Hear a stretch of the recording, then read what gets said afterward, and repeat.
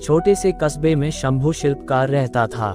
वह पहाड़ों से बड़े बड़े पत्थर तोड़कर लाता और उसे आकार देकर मूर्तियां बनाता। इस रोजगार में मेहनत बहुत ज्यादा थी, आमदनी कम। दिन भर धूप पसीने में काम करते हुए शंभू पत्थर तोड़ता। यह काम उसके पूर्वज भी किया करते थे। शंभू काम करते हुए सोचता है, यह छोटा मोटा काम करने से क्या फायदा। ठीक से 2 वक्त की रोटी भी नसीब नहीं होती। मैं बड़ा आदमी बन जाऊं तो काम भी ज्यादा नहीं करना होगा और बैठकर आराम से ऐश मौज करूंगा। एक रोज वह ऐसे नेता को देखता है जिसके आगे पीछे हमेशा भीड़ रहती है। उसको हाथ जोड़कर प्रणाम करने वाले सैकड़ों लोग खड़ी रहती हैं। शंभू ने नेता बनने की ठान ली। कुछ दिनों में वह नेता बन गया।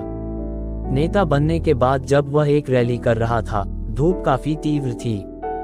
धूप की गर्मी वह सहन नहीं कर पाया और बेहोश होकर वहीं गिर गया।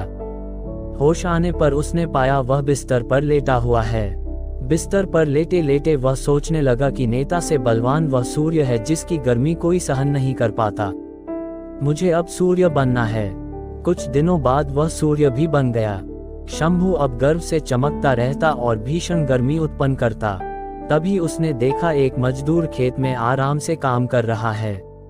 उसने गर्मी और बढ़ाई मगर मजदूर पर कोई फर्क नहीं पड़ा। विचार किया तो उसे मालूम हुआ ठंडी ठंडी हवा पृथ्वी पर बह रही है। तब शंभू ने विचार किया, हवा बनकर मैं और शक्तिशाली बन जाऊंगा। कुछ दिनों बाद वह हवा बन गया। हवा बनकर वह इतराता इठलाता इधर उधर घूमने लगा। अचानक उसके सामने विकराल पर्वत आ गया जिसके पार वह नहीं जा सका। तब उसने सोचा, मैं इससे भी बड़ा पर्वत बनकर रहूंगा। कुछ समय बाद वह विशालकाय पर्वत बन गया। अब उसे अपने आकार और शक्तिशाली होने का घमंड हो गया। कुछ दिनों बाद उसे छेनी हथौड़ी की आवाज परेशान करने लगी। वह काफी परेशान हो गया। उसकी आवाज इतनी कर्कश थी जो उसके शरीर को तोड़े जा रही थी। आंख खुली तो उसने देखा एक शिल्पकार उसके पर्वत को तोड़ रहा है। लेकिन अब वह मजदूर नहीं बनना चाहता था। वह काफी परेशान था। नींद खुली तो उसने आईने में पाया, वह जो विशाल पर्वत को भी तोड़ने का साहस रखता है वह तो स्वयं वही है। कोई भी छोटा या बड़ा नहीं होता है, सभी के कार्य अपने अपने हैं।